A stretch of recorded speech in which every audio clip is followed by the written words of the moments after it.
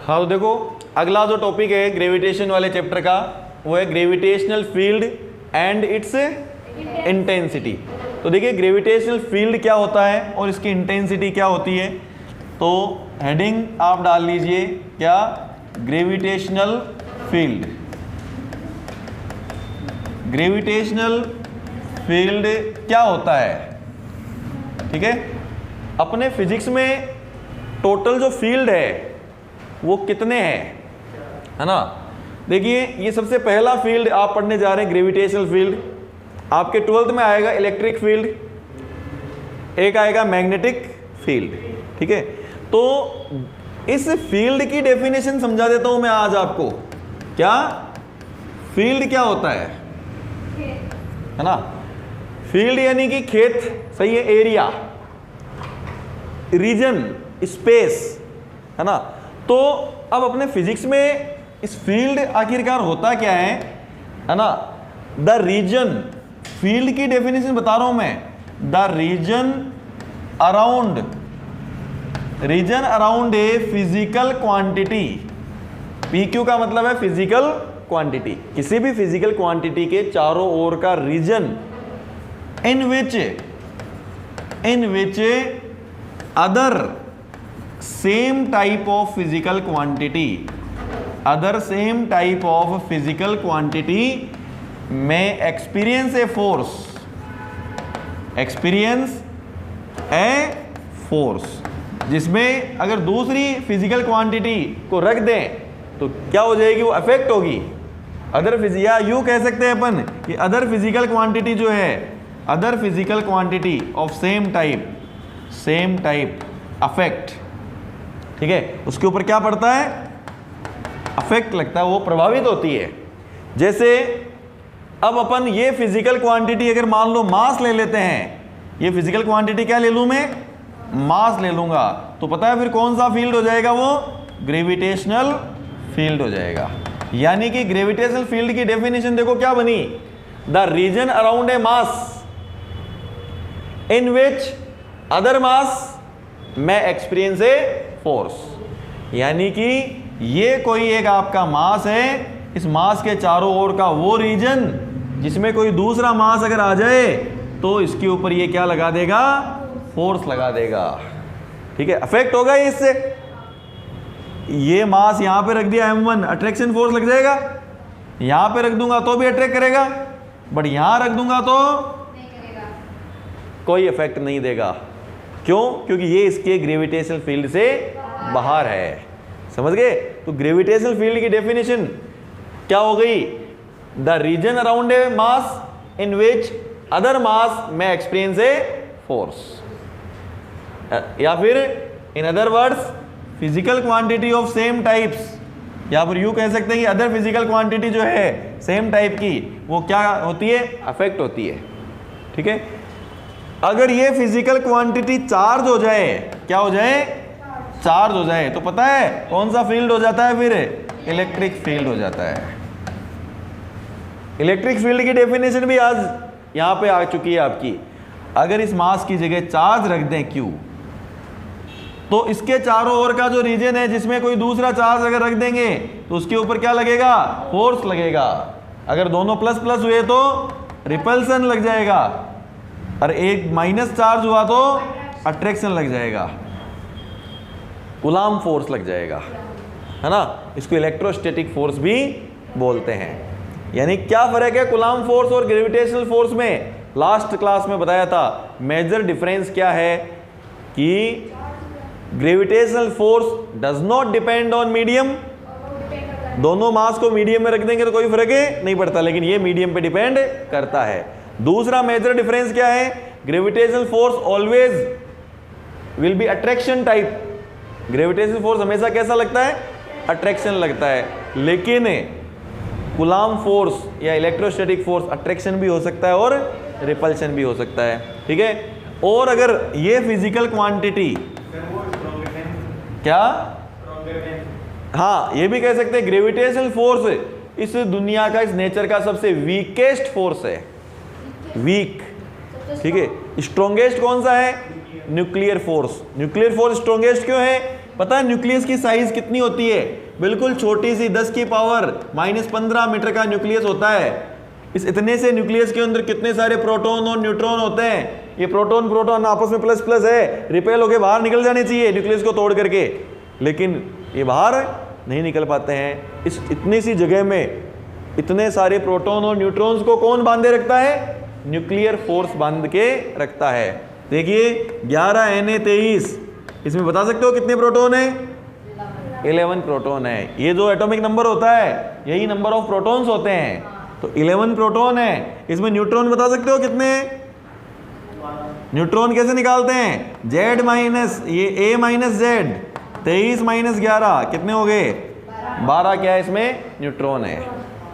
ठीक है, तो ये सारे के सारे प्रोटॉन और न्यूट्रॉन कहाँ रहते हैं? एटम के अंदर जो न्यूक्लियस होता है ना उसमें रहते हैं कि बहुत सारे प्रोटॉन न्यूट्रॉन। ये प्लस इतने छोटी सी जगह में इतने सारे प्रोटॉन प्लस प्लस है तो बाहर निकल जाने चाहिए ना, लेकिन उनको बांध के कौन रखता है? Nuclear force. न्यूक्लियर फोर्स सबसे स्ट्रॉन्गेस्ट फोर्स है और ग्रेविटेशनल फोर्स सबसे वीकेस्ट फोर्स है। ठीक है, तो ये फिजिकल क्वांटिटी मास है तो ग्रेविटेशनल फील्ड हो जाएगा उसके चारों ओर का। अगर फिजिकल क्वांटिटी चार्ज है तो उसके चारों ओर का फील्ड इलेक्ट्रिक फील्ड होता है। और अगर फिजिकल क्वांटिटी मूविंग चार्ज है, क्या है? मूविंग चार्ज या फिर करंट, या फिर क्या बोल सकते हैं? चार्ज मूव करता है तो करंट होती है, तो फिर इसके चारों ओर का जो फील्ड होगा वो क्या होगा? मैग्नेटिक फील्ड हो जाएगा। क्या हो जाएगा? ये इलेक्ट्रिक फील्ड और मैग्नेटिक फील्ड आगे 12th में आएंगे आपके, लेकिन ग्रेविटेशनल फील्ड जो है वो अभी आपके इस ग्रेविटेशन वाले चैप्टर में है। ठीक है, तो मैंने आपको फील्ड की डेफिनेशन बताई है, इसकी फील्ड की। अगर नहीं हमें तो केवल ग्रेविटेशनल फील्ड से ही मतलब है, इसकी डेफिनेशन बताओ। किसकी डेफिनेशन? ग्रेविटेशनल फील्ड की डेफिनेशन। तो क्या होगी? द रीजन अराउंड ए मास के चारों ओर का वो रीजन इन विच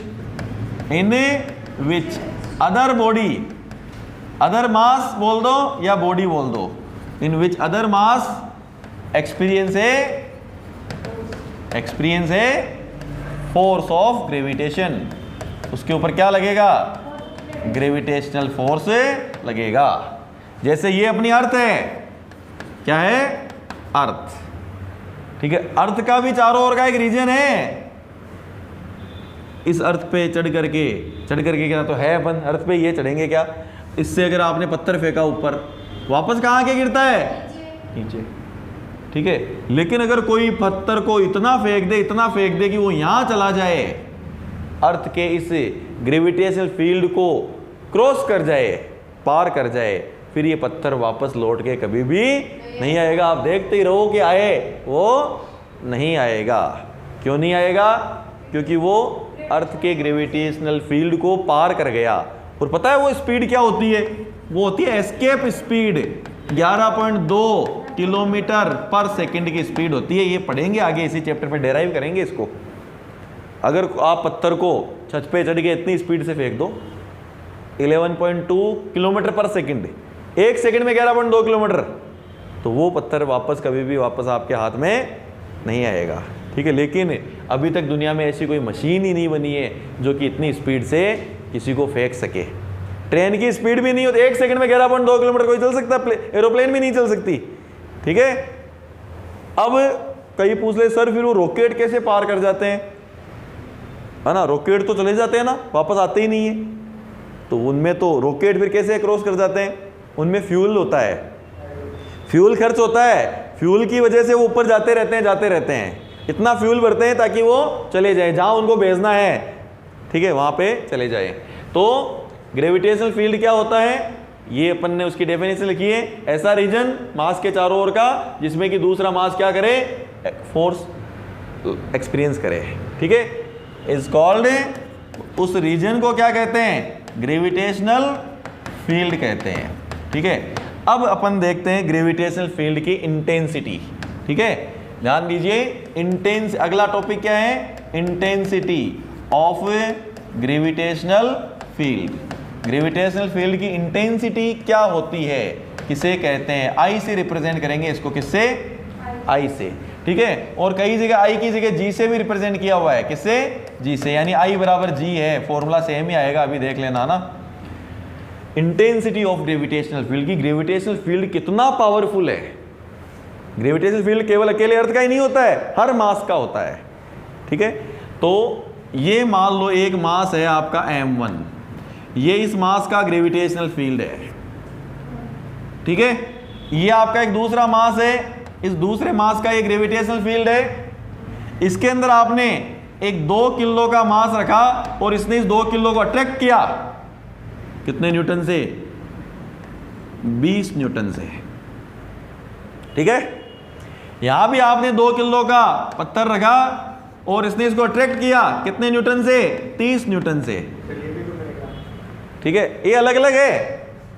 ठीक है, हाँ बिल्कुल, ये इसको अट्रैक्ट करेगा, ये इसको करेगा, बिल्कुल। अब मैं केवल इसी की एक की बात कर रहा हूं ना, इसने इसको किया 20 से, बिल्कुल ये भी करेगा। अरे अपन पत्थर को अर्थ खींचती है, किसी ऑब्जेक्ट को तो ऑब्जेक्ट भी अर्थ को खींचता है, लेकिन अर्थ भारी होने की वजह से जा नहीं पाएगी। ठीक है, जो फर्स्ट अपन ने लॉ क्या पढ़ा था? Universal law of gravitation. क्या कहा न्यूटन ने? कि इस यूनिवर्स में हर बॉडी दूसरी बॉडी को अपनी तरफ अट्रैक्ट करती है। ठीक है, अर्थ भी हर बॉडी को अपनी तरफ अट्रैक्ट करती है, वो बॉडी भी अर्थ को करती है, लेकिन आता तो पत्थर ही आता हुआ दिखता है अपन को। ठीक है, पत्थर ही आता हुआ क्यों दिखता है बताइए? अर्थ तो बहुत है भारी है, अर्थ क्या है? बहुत है हेवी है। ध्यान देना, न्यूटन ने ये कहा कि हर बॉडी दूसरी बॉडी को अट्रैक्ट करती है, तो फिर तो आप और अपन बैठे हैं 2 पर्सन, ये 2 पर्सन है। ठीक है, ये आपस में बातें कर रहे हैं, बिल्कुल है ना, साथ में जा रहे हैं, ये अपने आप एक दूसरे के चिपक क्यों नहीं जाते फिर न्यूटन के अकॉर्डिंग? क्योंकि अर्थ इसको नीचे की तरफ अट्रैक्ट कर रही है, इसको भी अर्थ, लेकिन अर्थ वाला अट्रैक्शन फोर्स पावरफुल है और इनका आपस वाला पावरफुल उतना नहीं है जितना अर्थ वाला है। अर्थ का मास 10 की पावर 24 kg होता है, इनका मास तो 10 की पावर 2 kg भी नहीं है, 10 की पावर 2 kg भी नहीं है, अर्थ का मास तो 10 की पावर 24 kg है। ठीक है, तो इंटेंसिटी फाइंड कर रहे हैं। इस 2 किलो को इसने 20 न्यूटन से अट्रैक्ट किया और इस 2 किलो को इसने 30 न्यूटन से अट्रैक्ट किया। बताओ कौन से वाले ग्रेविटेशनल फील्ड की इंटेंसिटी ज्यादा है? ये इसकी इंटेंसिटी I1 है, इसकी इंटेंसिटी I2 है। बताओ कौन सी इंटेंसिटी ज्यादा है, I1 या I2? ये बता दो। I2 ज्यादा है क्या यहाँ पे? I2 इंटेंसिटी ज्यादा है I1 से। क्यों I2 ज्यादा क्यों हुई? क्योंकि 2 किलो पे इसने तो 20 न्यूटन ही लगाया और इसने 2 किलो पर 30 न्यूटन लगा दिया, इसलिए पता चल गया अपन को कि ये वाली ज्यादा है। चलो ठीक है ना, इसी को मैं थोड़ा सा चेंज कर देता हूँ। यहाँ पे जो मास है ना, ठीक है, मास और फोर्स को चेंज कर देता हूँ, है ना। ठीक है, क्या कर देता हूँ, ये मास 5 किलो का है और 5 किलो वाले पे 70 न्यूटन का फोर्स लगाया। ठीक है, और ये जो मास है ये यहाँ पे 3 किलो है। कितने किलो है? 3 किलो है और 3 किलो पे 60 न्यूटन का फोर्स लगाया। बताओ I1 ज्यादा है या I2 ज्यादा है? बताइए कौन सी ज्यादा होगी? हाँ I2 ज्यादा है क्या? क्यों? यहाँ तो 70 लग रहा है, यहाँ 60 ही लग रहा है। फिर I2 के 5 किलो पे 70 लगा रहा है, तो 1 किलो पे कितना लगा? 14 न्यूटन का लगा क्या? और यहाँ 1 किलो पे कितना लगा? 20 न्यूटन का लगा, तो I2 ज्यादा हो गया। तो यही मैं समझाना चाह रहा हूं कि इंटेंसिटी की डेफिनेशन क्या होती है ना। इंटेंसिटी की डेफिनेशन होती है ग्रेविटेशनल फोर्स पर यूनिट मास, पर यूनिट मास। यूनिट मास पर कितना फोर्स लग रहा है, समझ गए? यूनिट मास पर, वही क्या होता है? ग्रेविटेशनल फील्ड की इंटेंसिटी, समझ गए? यानी कि I बराबर क्या होता है? F/m। I बराबर F/m, ये है ग्रेविटेशनल फील्ड की intensity. Intensity of gravitational field F/m। Unit क्या होगी बताओ I की? इस I की यूनिट क्या होगी? न्यूटन पर केजी। क्यों न्यूटन पर केजी कैसे हुई? F न्यूटन हुआ और मास किलोग्राम में हो गया, तो क्या हो गया? न्यूटन पर केजी हुआ। सही है क्या? केजी से केजी कट जाएगा। हाँ, वो अगर आप और सोल्व करना चाहो, न्यूटन क्या होता है? F बराबर ma होता है क्या? F बराबर ma।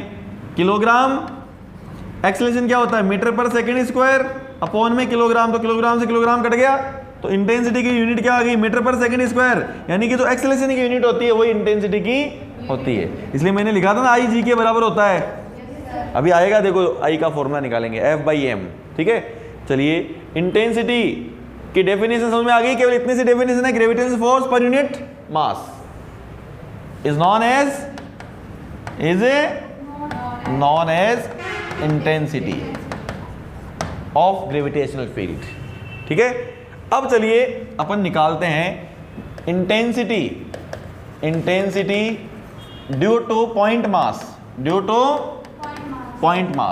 पॉइंट मास की वजह से इंटेंसिटी, पॉइंट मास की वजह से इंटेंसिटी क्या होती है, किसकी वजह से, पॉइंट मास की वजह से इंटेंसिटी किसे कहते हैं, ये इंटेंसिटी क्या होती है, ठीक है।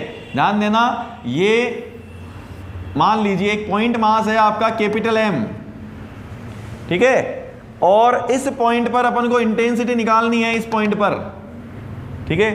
तो यहां पे चलो छोटा m मान लेता हूं, तो इसकी डिस्टेंस ये r ले लेता हूं, इस पॉइंट पर इंटेंसिटी निकालनी है, ठीक है। कौन से पॉइंट पर, P पॉइंट पर, ठीक है।